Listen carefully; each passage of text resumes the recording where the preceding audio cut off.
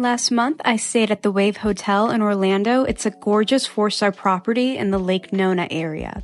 It's located about 10 minutes away from Orlando International Airport, and I'd say about 25 minutes away from downtown Orlando and Disney World. I will say there's not a ton to do in Lake Nona, at least not yet. You can tell that they're really building it up, but the hotel itself was so nice that I really didn't leave that often. I liked how fun and vibrant the lobby was, and there was also a gorgeous bar called the Living Room Bar, and in the evening it kind of turned into a hangout for hotel guests and also locals, where people were sipping cocktails. On some nights there was live music. Right across from the bar is one of the restaurants. I believe the Wave Hotel has 3 different restaurants. This one was called Bacan, and I didn't get a chance to go, but it seemed to be like a high-end Latin fusion restaurant. Okay, now onto the room. The hallway's a little bit trippy, but I'm into it. We stayed in a 1-bedroom suite, which included a half bath, a living room, a bedroom with a full bath, and also a balcony.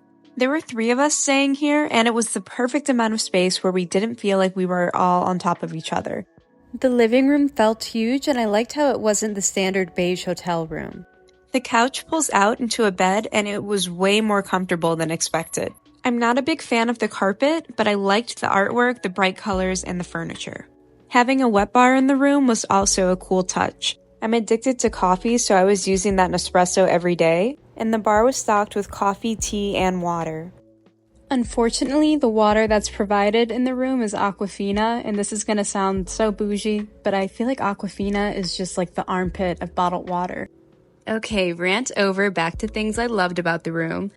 It was spacious, I liked the natural light, and I forgot to mention this hotel is very tech forward, so you can pretty much control everything from the bed without having to get up. There are also 2 walk-in closets on each side of the room with adjustable lighting.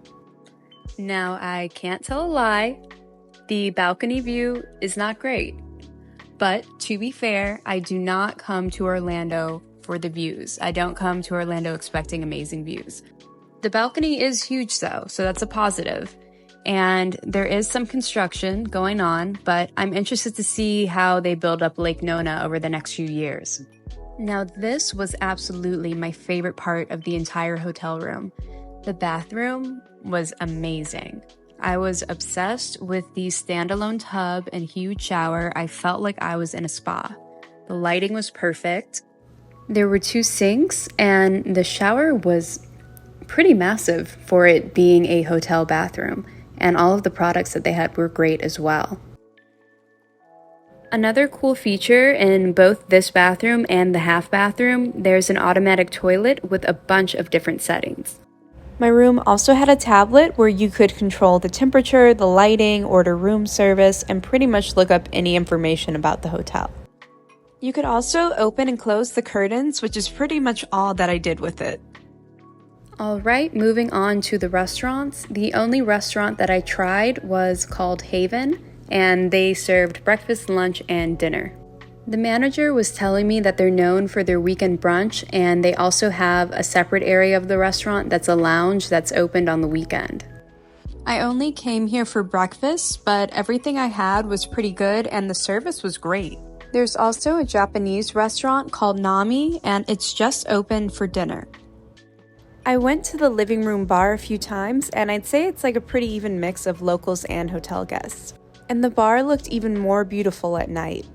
These bartenders were not holding back. My drinks were pretty strong, and when the cocktails are like $20, that is greatly appreciated. The weather was kind of chilly when I was there, but there was a pool and also cabanas that you can rent.